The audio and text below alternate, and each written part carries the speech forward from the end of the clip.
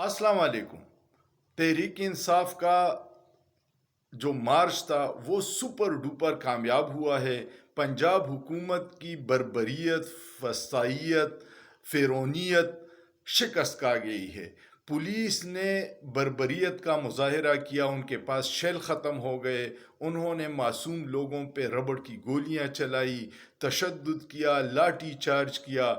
लेकिन जिन लोगों ने मुल्क से मोहब्बत की कसम खाई है, जो मुहब्ब वतन है, जो आइन और कानून की सरबुलंदी के लिए लड़ रहे हैं, उन्होंने इस फस्तायत को शिकस्त दी है और ये साबित किया है कि पाकिस्तान में मुहब्ब वतन अफराद की कमी नहीं है, जो अपने मुल्क को इन चोरों, लुटेरों, गासिबों से आज़ाद करने के लिए हर हद तक कुर्बानी देने के लिए तैयार है।